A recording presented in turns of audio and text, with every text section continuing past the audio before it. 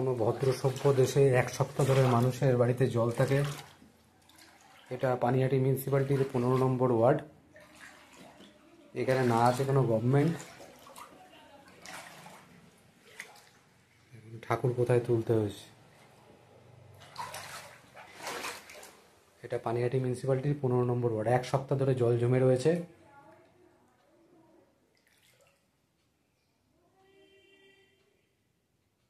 পৃথিবীর সব থেকে জঘন্য মিউনিসিপ্যালিটি পানিহাটি মিউনিসিপ্যালিটি, 15 নম্বর ওয়ার্ড। এখানে মানুষের বাড়িতে এক সপ্তাহ ধরে জল জমে থাকে। মিউনিসিপ্যালিটির কোনো কিছু করার থাকে না। দেখুন।